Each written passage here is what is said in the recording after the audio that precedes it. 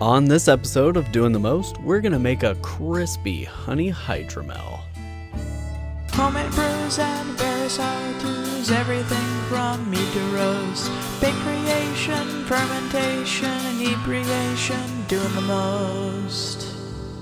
The idea for this recipe came from Meridian Hives, and yes, we are attempting to clone their recipe. The ingredients for this hydromel couldn't be simpler.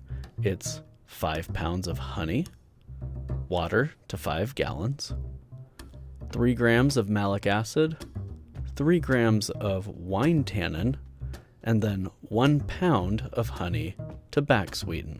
And for this recipe, we're using orange blossom honey. So we're going to start by rehydrating our yeast. We're using Go Firm as a rehydration nutrient, and we're going to use about 5 grams of that just to help get our yeast up to speed.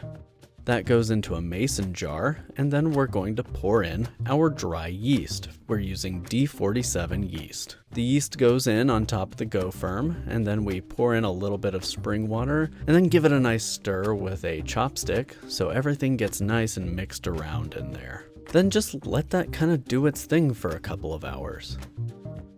And once the yeast is nice and rehydrated, you got a good layer of foam going on the top of that, we will measure out some Fermade-O. Fermade-O is an organic yeast nutrient, and we're going to measure out about 6 grams of Fermade-O. And unlike a typical nutrient schedule where you would stagger nutrient additions, we're going to add all of the nutrient up front. So that way the yeast has all the nutrient it needs to work, because D47 is going to go to work really fast, and it could ferment out in 2 to 3 days before we even get to that first nutrient addition. After all that goes in, we add our honey, and I'm using a scale here so I can measure out 5 pounds of the 6-pound jug. That remaining pound will be put in reserve for backsweetening. And then one more little stir on our yeast, and we'll add that directly to the honey. And then time to top off with our brewing water, and we're using spring water in bottles here, and we're bringing that up to about 5 gallons. Of course, you want to leave a little headspace in there for fermentation. And now I'm just measuring out the wine tannin. This is a chestnut tannin meant for red wines. I'm going to go ahead and use it in this. But if you wanted a more delicate tannin, you could use a white wine tannin, like a soft tannin. Tannin in this recipe helps give the mead a little bit of mouthfeel. Because it's a thinner, lower bodied mead, the tannin kind of helps round out the palate on that. And then I popped in my sanitized hydrometer and took a reading. It came out at 1.040 on the hydrometer, which is exactly the starting gravity I wanted to hit. So we let this ferment until dry. About 24 hours later, here's a nice action shot of our yeast going at it. Nice thick layer of foam there on the top. And this fermented quickly and clean. It was done in about a week. A week later, I put it up on the bench and decided to take a hydrometer reading to see where it was at, and it had gone all the way down to 1.000, so it was done fermenting, nice and dry. And I added potassium metabisulfite and potassium sorbate in order to stabilize the mead so I could backsweeten it later. All that was crushed up with a mortar and pestle and then added directly to the fermented must. And we were grilling burgers that night, so I left to go tend to the grill, and this happened.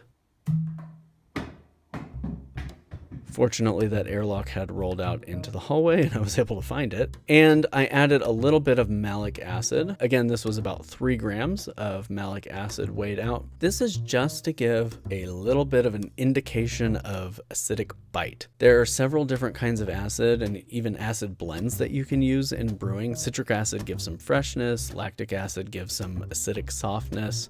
Malic acid is kind of a rounder, more holistic acid. And I'm using malic acid for this recipe because I want it to be subtle. And I believe that malic acid is a kind of underrated acid in brewing. Y'all should really try playing around with malic acid in your brews. Just a little bit goes a very long way.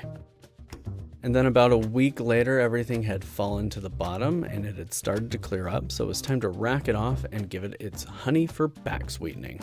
So I added just about a cup of warm water to the honey and shook it up real good. That's gonna go directly into a sanitized carboy. And I added 5 crushed up Campden tablets just to do another layer of sterilization on this must. And this is my process. It works for me. I'm not doing a pH reading or anything like that when I'm doing my stabilization process. So I'm a little bit leaning on the old school practices, but if you're 100% confident in your stabilization process, you could totally skip this step. I just don't want fermentation kicking back off again. So we're racking this off, and then we're going to be fining this with sparkaloid to clear. And the sparkaloid just goes about a tablespoon into around a cup of boiling water, and that's mixed up really, really thoroughly and added directly to the secondary vessel. So once that goes in, give it a little bit of a shake and give it a week or two so it can clarify. Mine cleared in just around a week, as you can see here. So once that was clear, it was time to rack it, and you'll notice I'm racking this into a keg. This is going to be kegged and carbonated on my new to me kegging system, and this is going to be carbonated lightly, kind of like an American lager. This keg had been sterilized, and then the Starzan was run out of it with CO2. So I had to release the pressure in order to get the lid off, and it was full of foam. I checked and nothing ran out of that, so this is all foam left in here, and we racked it on off. So once racked, I hooked that up to the CO2 tank and gave it just a little bit of pressure in order to purge the top of the tank. There wasn't a whole lot of space left in the top of the tank, so I put a little pressure on it for about a minute. And then I burped the tank. And then after I burped it off, I cranked the pressure back up and I let it go for another minute just to purge any remaining space with CO2. Over the next 24 hours or so, I will let this sit at about 20 psi in order to carbonate up. And then I'll start checking the carbonation level and see when it's just right.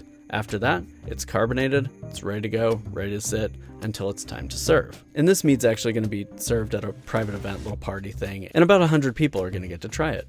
Naturally, I drained off the racking hose and took a little bit of a taste. It's very good. Definitely reminds me of the honey hydromel at Meridian Hives. And once it's got that carbonation in it, a little bit of that carbonic acid and nice fizz to it, I think it's going to be on point. And I think this one's really going to surprise some people who try it, who've never tried mead before, and really kind of subvert their expectations about what mead is and how it can be consumed. Planning to serve this in 5-ounce pours.